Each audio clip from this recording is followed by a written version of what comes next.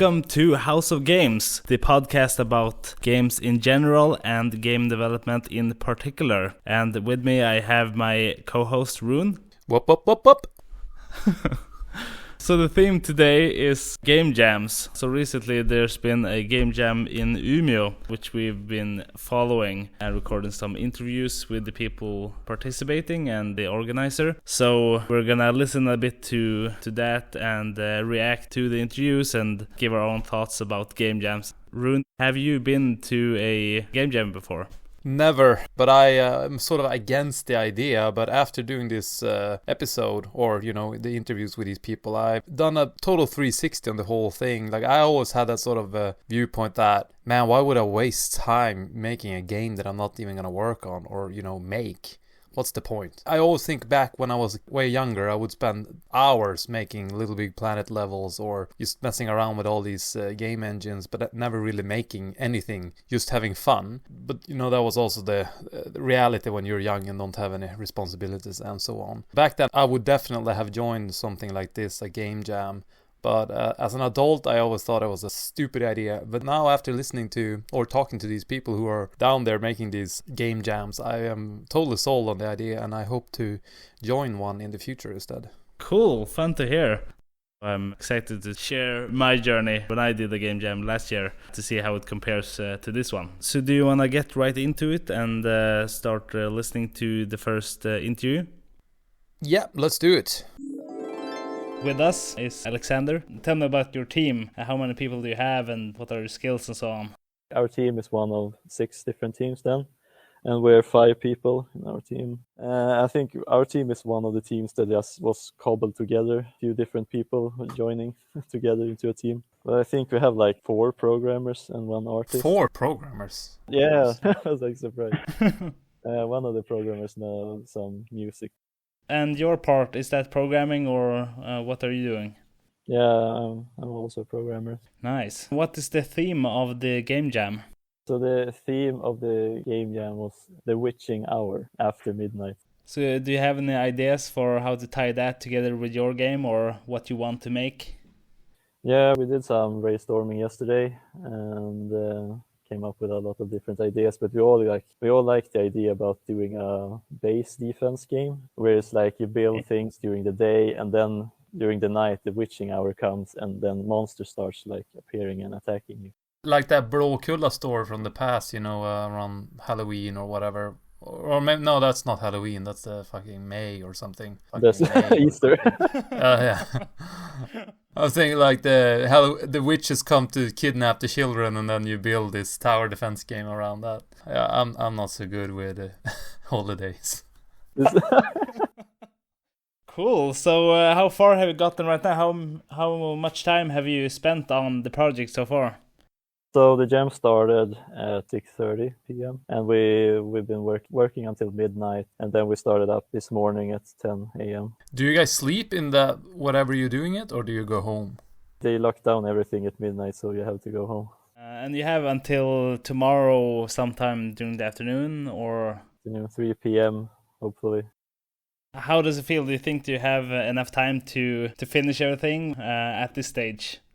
I mean, we had some really fun ideas we wanted to implement, but at the same time, we don't have that much time. So we had to figure out, okay, what is the most basic things we need in our game, and let's try to get those working. Then we can start adding the fun stuff. Nice. Are you doing it in Unity or Unreal, or what kind of tools are you using?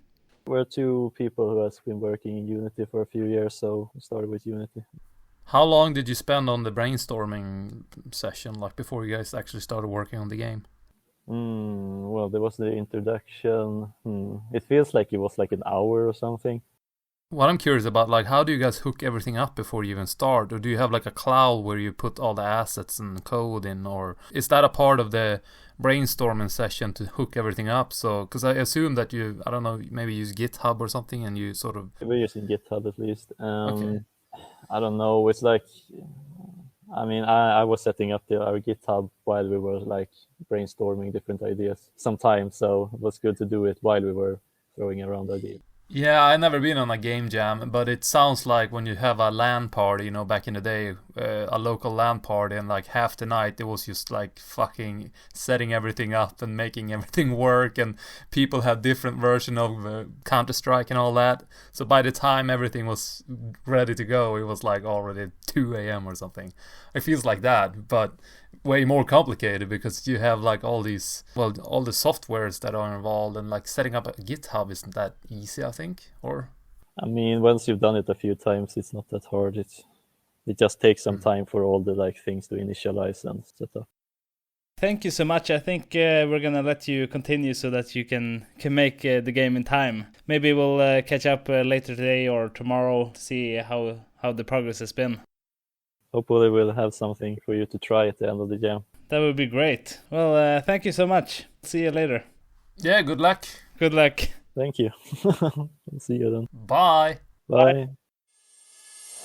That was the first interview we did at the beginning of the Game Jam. So as I remember it, the Game Jam was from Friday evening to Sunday afternoon. So this was a Saturday morning. So they had some time brainstorming and getting everything set up, and then started working on it a bit. I remember when I did my Game Jam last year, the theme of the Game Jam is usually announced like at the start of the Game Jam, but then it was announced like weeks or even a month ahead, I think. So we already had sort of the concepts ready when the Game Jam started. So we just started implementing everything. Because you could have pre-made assets for the game, the first setup was just me and the other programmer in the team took scripts for controlling the camera and steering the character and so on, copied that to our game.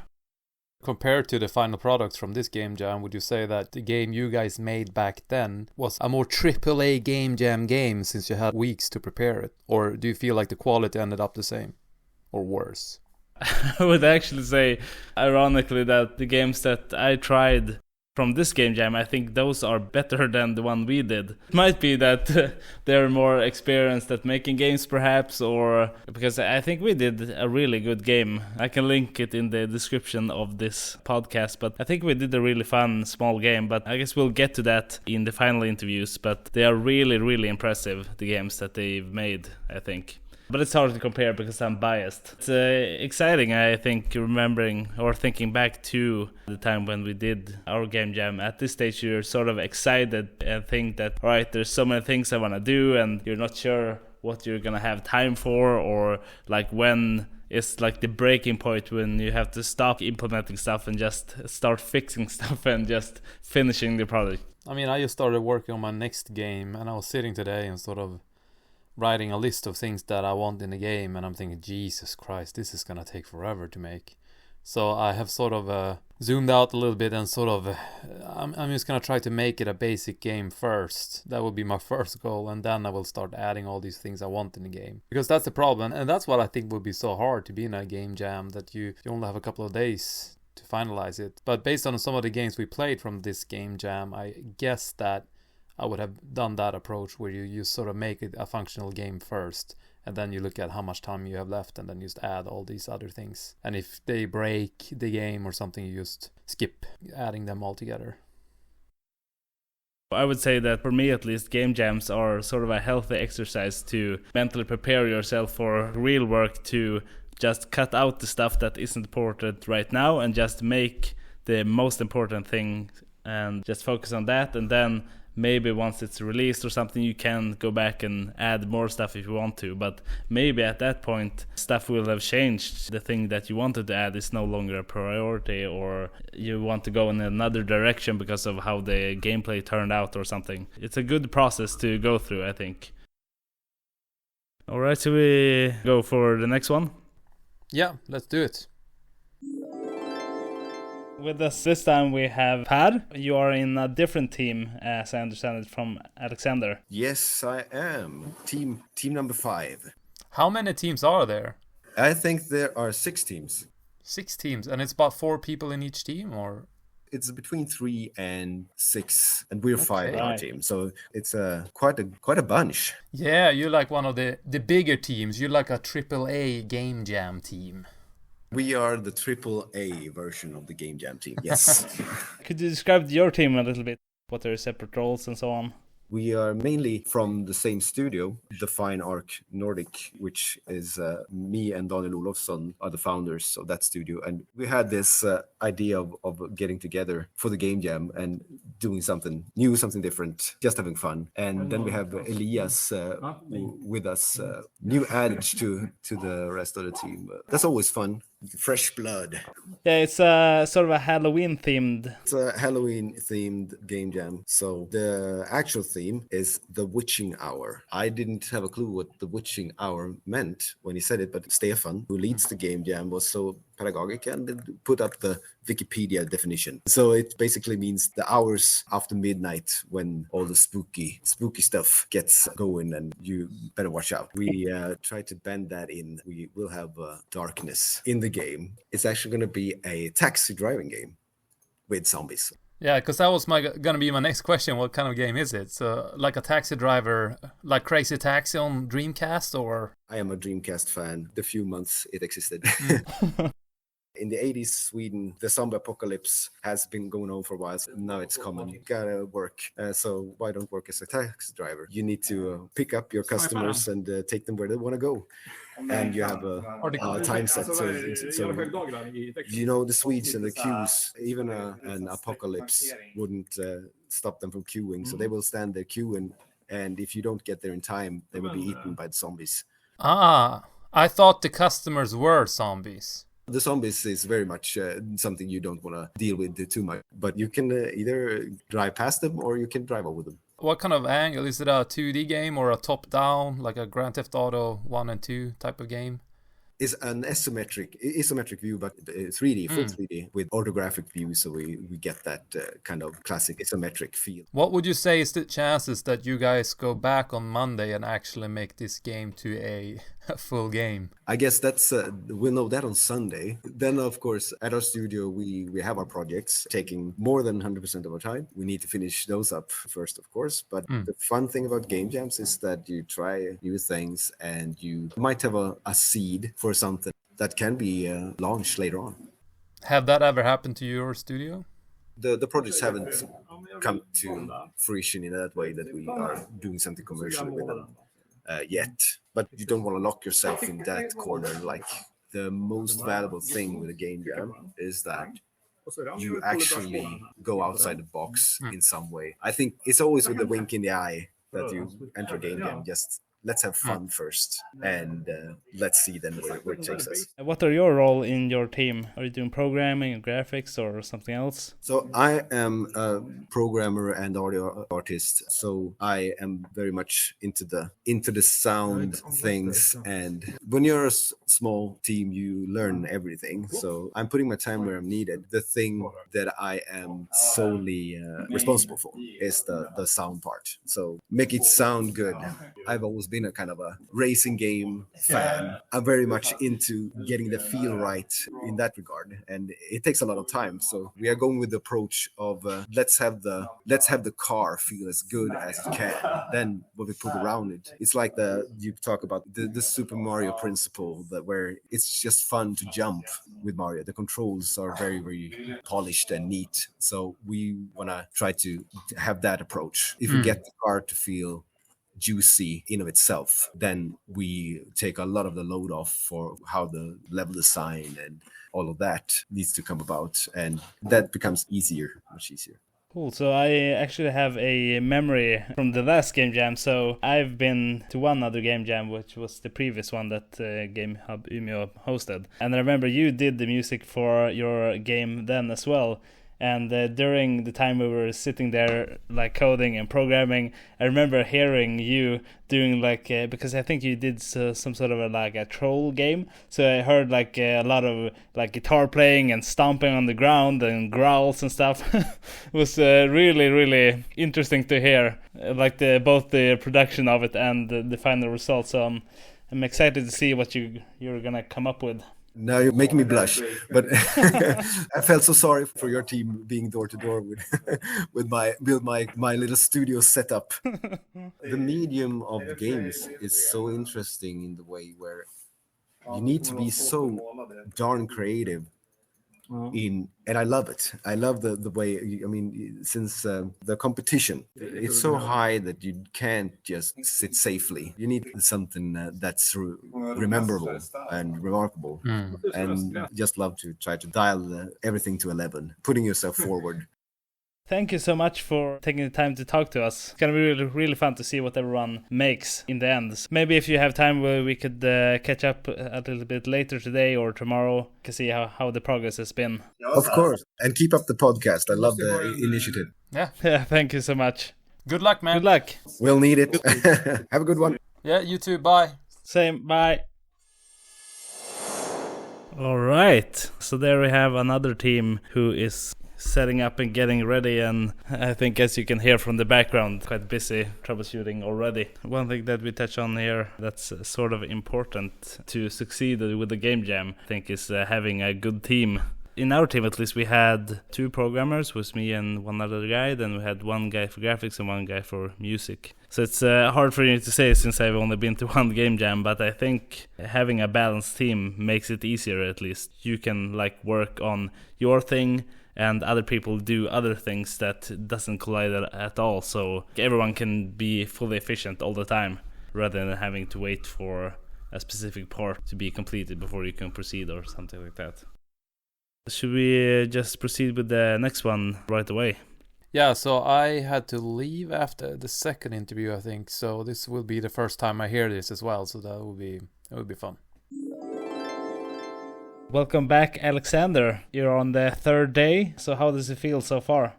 Oh, I mean, it's the last day and it's always so stressful. There's so many things at this point that you haven't gotten around to do. How much have you done? Do you think 50% or 80% or? I mean, the goal we had for yesterday was to have a playable game, something people could actually play, and then spend this last day just polishing and adding all the cool stuff we wanted to add. We didn't get around to actually make the levels, but we have all the functionality and stuff, so we're just making levels today. Interesting. What would you say so far has gone what you thought it would be and what was harder to implement? I think the idea in of itself was pretty well scoped, small enough for a game jam. So we pretty fast got something that could be played, but we were 5 people in the group, but not everybody could work 100% of the time. So we had a little bit less time than we thought at the beginning. What was the cause of that? Is it that you all have kind of similar roles or something else? We didn't plan as well, I guess. And something it was difficult to find different tasks for everyone because of us having several programmers in our team. So how do you plan on spending the remaining time that you have left on this game jam? Yeah, in the remaining 3 hours. So we have 1 hour more where we're just focusing on making the levels and finishing up a game over screen and a few things like that. And hopefully we can spend the last 2 hours just adding polish and the ending we want to have. Well, I really look forward to checking it out, and thank you for taking the time you have left to talk to me. Yeah, no worries. All right, good luck. So this was on Sunday morning, I think. So now they only have a couple of hours, 3 hours remaining until everything is due. So I remember actually at this stage, during Saturday evening, that's when we really felt the pressure to start implementing and finishing everything. But we really pulled through, and towards the end of the evening, it felt like 90% of the game was done. So going into Sunday, I think we felt pretty good. But there was one incident during that when we did some change that sort of broke stuff. So that's for us when we felt really, oh my god, are we even gonna have time to fix everything? Did you not use GitHub? We did, but I think none of us really had experience with reverting to a previous so we had some issues going back trying to fix stuff, and then I think there was some stuff with the scene in Unity. I mean, you can change code back or stuff, but the scene has to be configured correctly and you have to add variables everywhere and stuff, and I think that's some things that went wrong for us. The next game jam I'm gonna join, I've talked about this before, I think I'll mention it in future interviews that we're going to listen to, that you should have one person who manages the Unity scene that nobody else touches, and everyone else should just work in their separate scenes, and then the one guy just merges the stuff into together to the like master scene, or what you would call it. And also I really recognize stress and the hindsight that you get, because towards the end everything becomes so clear that, oh, we should have done this, or we should have done that, or we should have done this first. It's really difficult to just get it done in one weekend, so I'm amazed that so many people actually do it. Did anyone fail this game jam, or when you joined? Do you remember? I think the time that I joined that everyone did submit, but I think in one team they had no programmer. So what they did instead was a PowerPoint for a game concept that they worked on instead. So I guess that's possible too. But I think there was 2 teams this time that didn't submit their entries to the itch page. Is it super strict? It has to be done a certain time? Is there like a clock or something that won't allow submissions after a certain time? Itch.io has a functionality for game jams, so you could set rules and stuff, and then you can have a final submission time. But I guess if you're really struggling for time, a life hack you can use is that you can just upload your game even though it's not finished to the game jam, and then you can patch it until forever. That's a life hack for people who do game jams with the itch functionality. Should we listen to the next one? Yeah, let's do it. So this one is with Stefan, the organizer for the event. We talk a little bit about organizing the event and a little bit around that. Now I have Stefan, the project manager for the Game Jam. Tell me about the Game Jam. How many participants are there? I think in total, 22 people signed up for the Game Jam, and all of the people have been here at some point over the weekend. So that's pretty cool. Nice. I remember I have only been at one Game Jam with GameHub before, but it was extremely fun being able to do a small project and releasing it. I think one of the joys for me with Game Jams, or at least the one I have been at, is that one of the difficult things I think about making games as a hobby is finishing a project. So this is like a really good exercise in that. Besides that, what would you say is would be like the main reason why anyone should attend a game jam? You touched on one of the reasons already. There are a lot of answers to that question. But one of the reasons is, of course, to finish a game, like you said, because that's always difficult. But in this case, you're forced to finish a game in the 48 hours. Another reason is the very concept of idea generation, because coming up with an idea for a game is difficult. And by being forced to come up with an idea in a very, very short amount of time, you sort of go through this process in a very, very accelerated manner. And I think that's both interesting, fun, and also a learning experience. And the final reason I'd bring up is, of course, if you're interested in making games, but you're sort of like, you haven't really done it before, a game jam is a perfect way to get in touch with people who have done it, to join a team of people with more experience than you, to see the process from start to finish. So I would encourage anyone to join. A couple of things that I also enjoy is that you in part get to work with different people than you usually work with. So you get fresh perspectives and methods of doing things, and you get to try out things that you don't normally do because of that. Overall, I think people in the games industry are so good about being open and like wanting to try new things and wanting to share their experiences and their knowledge. And exactly like you said, in an event like this, you can work with people who you don't normally work with, and it will always result in something entirely new. And I love that about the creation process. Yeah, absolutely. We're now at the third day of the event. Do you have any idea how the teams are doing, if they're going to make it in time or if they're too ambitious? That's another good question. Well, I told them 20 minutes ago, there are 3 hours left of the event, 3 hours until deadline. And I saw a lot of worried faces. They're definitely stressed, but that's part of a game jam. And I think they're doing a lot better than they themselves believe they're doing. What I've seen of the games, they look really good. Now it's just a matter of putting all the pieces together. So I actually remember this stage last time when I was at the game jam. The night before, we were kind of stressed because it felt like we haven't implemented anything of what we want to do. But after dinner, we managed to pull through and get almost everything done. So then we came into Sunday morning feeling really confident about ourselves. Then one person in our team, who shall remain unnamed, did a change that sort of messed everything up and committed that to the master project. So we had to revert everything in panic. So we just lost a lot of like the last time to just implement more fun stuff. Everyone carries some sort of war story away from a game jam, right? Yeah, exactly. Lessons learned, simply put. And it's also interesting because I think at the end of day 2, people learn what they need to cut from a game. A game is obviously about what you choose to include, but also what you choose to cut. You realize we don't have time to implement this. Maybe this isn't that important. And then you cut out the part that doesn't make sense for the game and the time frame. So I think that's a good lesson as well. Yeah, absolutely. So what would be your advice for other people who want to host their own game jam?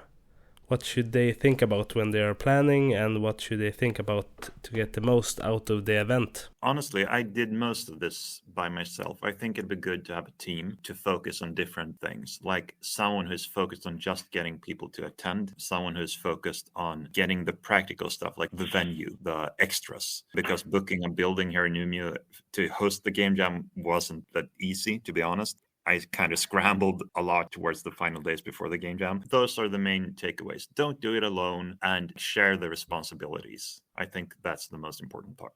One more thing, do it well in advance. Inform your community, save the date. This is when we're going to have a game jam. Absolutely.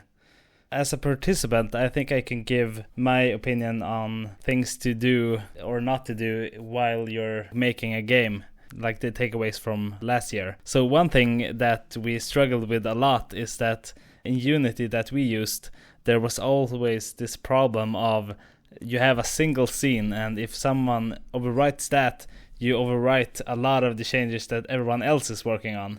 I think one thing that you have to do is just everyone works on different scenes, and then you have one person who is sort of the scene master who can just pull in the changes to a one scene, but only one person gets to touch that scene and everyone else stays off. I think that's something that would save a lot of time. Very good advice. Someone who is in charge of putting everything together. That's really good. Exactly. And one other thing, and this goes for other things in life as well, but to have a very transparent, no blame culture, I think is something that would be important. If you're stuck at something or you can't make something work, then it's better to just let everyone in the team know right away that that thing is an issue or it can't be implemented or things will break or something. So better to let everyone know that before relying on it, so you could just change your mind about that thing or making a decision, I guess. Yeah, absolutely. That's also really good advice. And I'm happy to inform you that I think that's the sort of atmosphere we have here at this game jam. Like, people are very, very open to admitting that this doesn't work out. This is impossible for this. And people are also really good at helping each other across the teams and everything. So it's been nice to see everyone working together like this. Thank you so much for taking the time to talk to me. I'm really excited to be able to play the games when they're uploaded in about 2.5 hours at each. We'll see how it goes. I wish everyone best of luck. Thank you for having me. I look forward to seeing what comes out of this as well. One thing I'm thinking about when I'm listening to these interviews is how serious they take it. I'm not a sport person at all, and I'm just thinking, if I were in a game jam and wouldn't finish in time, I would be like, no, I go home. But it's quite interesting how I sort of think about sports people, when they lose a match or something, they get pissed off or like, shit, we should have done better. I sort of get that feeling that it's very serious, that people really want to finish their stuff. And that's cool. That's really cool. I didn't think it would be like that. Or as you talked to Stefan about, like, if someone fuck up in a team, like, you talk to your teammates and all that stuff. I would never think it's anything like that when you're in a game jam. I would just think it was really just for fun, and then if it flies, it flies. If you don't finish on time, it's just like, well. That sucks, but it's alright, that kind of thing. So that's my first takeaway, that it seems to be way more serious than I thought it would be, and that's cool. I agree. It should be that it's just fun and games, and if it works, it works, and if it doesn't, it doesn't really matter that much. But I think that the reason you get invested, at least for me, it's sort of like going running, for example. If you run for like over an hour, the cherry on top is having like a fitness watch. You can see the stats, how much you ran, and you can show people that you've accomplished something. And then at the end of the game jam, you just want to share with other people what you do in the game and how you play it and have their take on it. When you're in it, it's sort of a binary thing that either you can show people or nobody's ever gonna see all the effort you put in, I guess. Nah, I'm surprised it's that, I don't know if serious is the right word, but you know what I mean. Like, it's very passionate, even though it's just like a 3-day thing. That's really cool. Like I said before, I really want to join one of these things one day. If I get that into it. Like I said, I don't do any sports, never done it. I couldn't care less if my team lose in terms of if Sweden is playing, for example. I really don't care. But you know, I am a gamer and a developer, so maybe this would be my type of sports thing where I get so invested that I get like, you know, not emotional about it, but like I really get into it. So that would be cool. The next two interviews, the last ones, are after the games have been finished. So did you have a chance to play them? Yeah, 2 games I played. But one of them, the tower defense game, I didn't understand how it worked, so I didn't play it much. But the taxi game I did play quite a bit. But let's listen to the interviews and then talk about them after that. Welcome back, Alexander. So now you have finally completed the game after just one weekend. How does it feel? I mean, tired. Feels really good to actually have made a playable game during the weekend. I understand that, and I played a bit of it. As it usually is with game jams, it's really impressive to see how much has been done just during a weekend. Really impressive. So how does it feel? Do you think that you did everything that you wanted to do in the game, or is there anything that you wanted to put in but didn't have time, or how do you feel? Towards the end, there was like this huge rush, but we made a deadline. There were a few things we wanted to get fixed, so I spent like 3 hours during the evening the same day to add in the last things we didn't have time to add in during the game jam. It's sort of an interesting game, I think. So correct me if I'm wrong, but I think the way you play it then is that you have a bed, and during the night, during the witching hour, monsters come out and you do a sort of tower defense to try and stop them from killing you during the night, basically. At the end of the game, assuming I played it correctly, the way you win and lose the game, I suppose, is upgrading the bed all the way. And then I guess you realize that the monster under your bed wasn't so friendly. Yeah, that was like one of the main ideas we had come up with at the start of the game jam, but we didn't know if we would have time to implement it. So I spent the last hour or so of the game jam just trying to get all of the ending cutscenes working. I was sort of surprised when it happened the first time. Because it always also happens during the day period, which is what you assume is the safe period. Kudos to that ending. Thank you. I'm glad it worked out as well as it did. Yeah, absolutely. And did you do everything from scratch, or did you use any pre-made assets, or how did you go about it? I think apart from like a few random scripts and the pathfinding, everything else was made on the spot. The team I was working with, they were like adding things all the time. It was amazing. Apart from the lack of time, I suppose, what was the hardest thing to get it finished in time? The thing we had the most problem with was like getting time to actually make the waves of enemies that approaches and balancing some of the costs for the towers and the bed. We needed someone as well to try at the same time. I really like that it's tower defense, but apart from other tower defense games that I played, this is sort of more fast-paced, which I like. The waves take less time and you get to do more. I think in part because all the towers shoot faster and the enemies move faster. The room is quite small as well. Yeah, no, that's true. But still, yeah, very, very good game. This, I guess, is not your first game jam, so are you hyped to do this again? But I mean, I'm still going to look forward to the next game. Yeah. Thank you so much. I will make sure to link everyone to your game when the episode airs so that everyone gets a chance to play it. I highly recommend it. Thank you so much for taking the time during the little time you had to show the journey of making a small game. Thanks for having me. So that was the last interview with Alex. Very interesting game, I think. And as I said in the interview, as with all of the games that I tried, it's really impressive that it's made during a weekend, that it's completely playable. If you get the chance to play it later, this game that they made resembles a lot of the Flash games from when I was young, playing on Newgrounds, for example.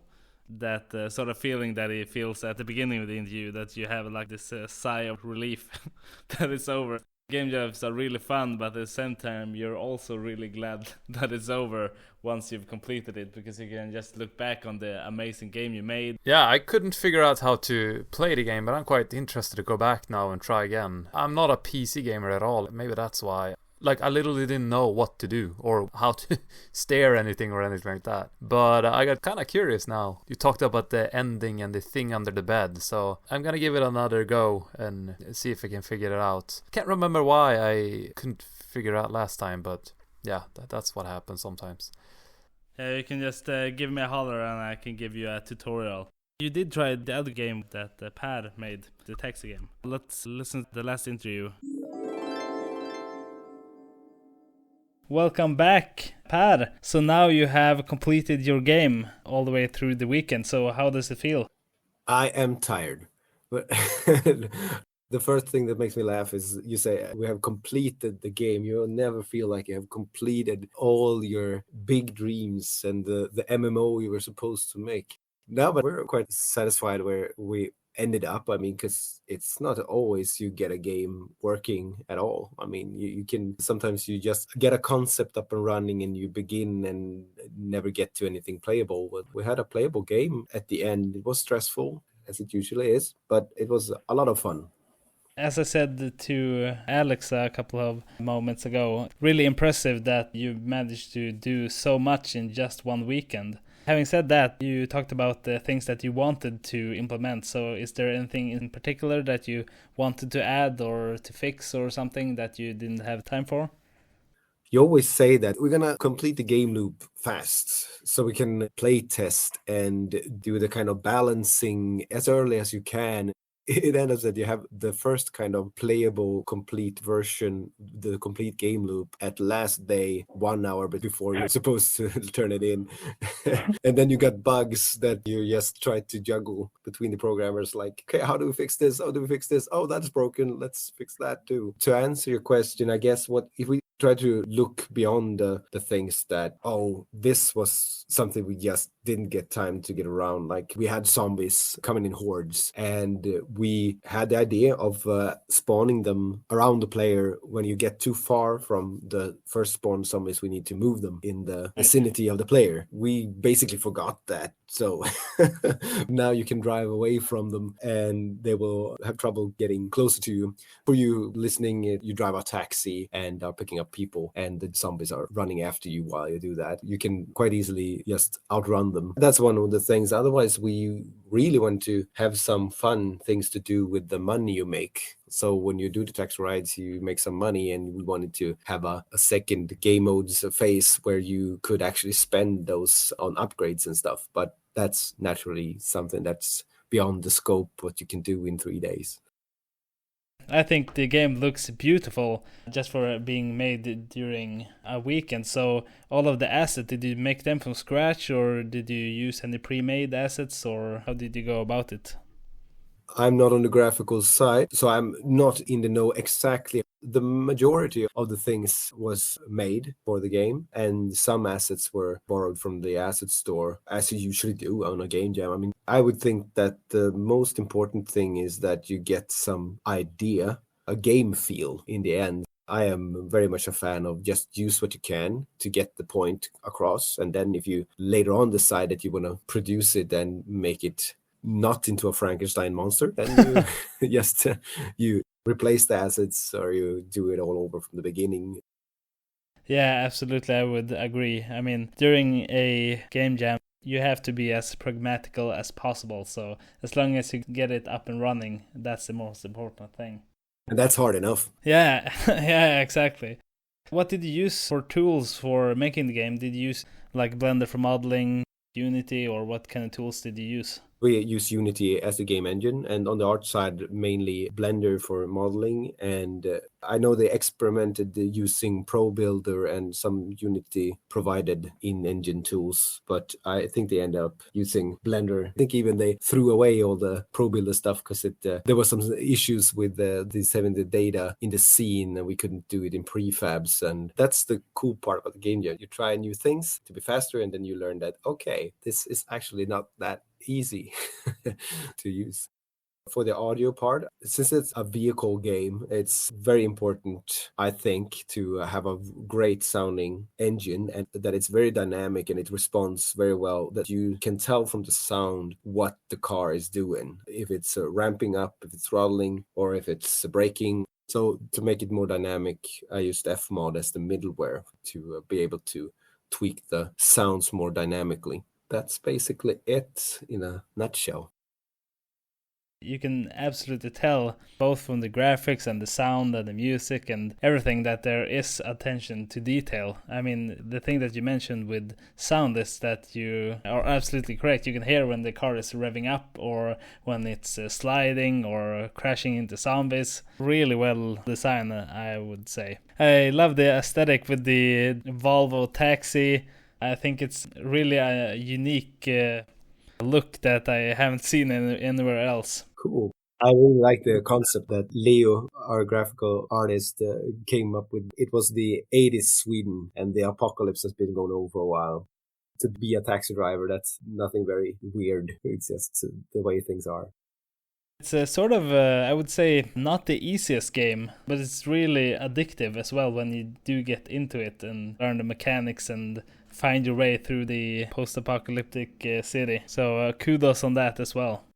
Just a short little learning from that as well. I was talking about you want to really play test early, and now, like as I said, the last hour we managed to just fuse all the work together, and we realized that, hey, we have spent a lot of time on the car feel, and now we have so much stuff, so you can't actually get the car up to the speed where it's really most satisfying to drive it. So, I mean, it would have been even greater feel in the game if we would have built a level in a way where you could actually ramp up the speed and decrease the amount of trash on the streets and maybe make the streets bigger and stuff like that. So that's a big learning, to actually white box the feel first, and then you would replace it with some real assets. What would you say was harder than you imagined, or was there anything that was easier, or was there anything that surprised you about the whole process? That part with the level design, that was a bigger issue than I had imagined it, because we went in with like, okay, the most important thing is that the car feels really, really nice, and that driving over zombies feels really, really nice. That's kind of where we want to have our golden nuggets, which you want to just do again and again and again. I feel we came very far, almost nailed that. But then again, since the level didn't allow you to do that in the way we had put it together, you didn't get the space to try that out very much. I think that's a big learning then. I also experienced that with things that I've done with my game, that the hardest things to get right is the things that require human testing, that you can't just verify false or true. How difficult should a level be, or how tight should corners be for navigation, or can the player find their way or recognize where they are? Those are always really tricky. Would you like to give any tips or anything for people who are gonna attend their first game jam? Anything to think about or something to take with you? Of course, get yourself to a game jam. For me, it's the most exciting and fun things I know. Otherwise, first of all, don't be afraid. We are a lot of people at game jams that just love to share and learn together. So if you don't know how to use a game engine, it's always good to look it up a bit before. I mean, if you pick up some Unity tutorials and you make a little game from those, you are fit for fight to enter a game jam, I would say. Or if you're an artist that you know how to complete a model in Blender, or if you paint, you know how to paint in Photoshop. Just enter a game jam, of course, and then make it a small game, as small as you can possibly make it. That's the best advice I can give. Yeah, I would absolutely agree with those. Thank you so much for sharing your journey to make a small game. I will make sure to link your game so everyone gets to try it. I highly, highly recommend it. I'll see you maybe at the next game jam. Of course we will. Have a great one.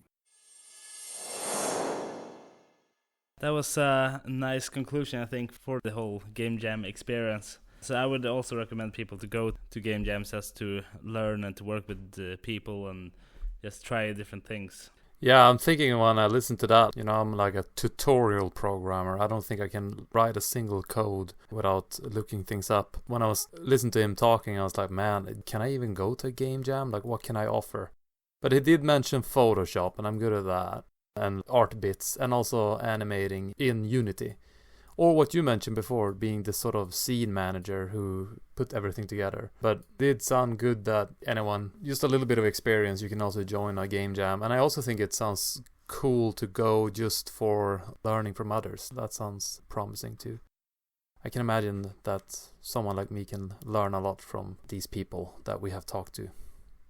Yeah, absolutely. But I would say, like, anyone who knows anything about programming or art or music or whatever it might be can join, because there's probably always going to be some way that you can contribute and help those around you. And I'm 100% sure that everyone knows something that other people don't. And I mean, you have published several games. That alone should qualify you for joining a game jam. I mean, I haven't, but I still managed to create a game together with my team and publish it after a weekend. So, and I think even though it feels hard, like how could I manage something like that in just a weekend, I think that challenge is what makes you grow a lot. I've done a total 360 on this whole thing. I'm all in. I hope I can join in the future. Yeah, absolutely. We'll have to do another game jam episode where we do a game and then just give our experience of it. Record while we're making the game. You know, when you're concentrated, then you just say nothing. Like, how's it going?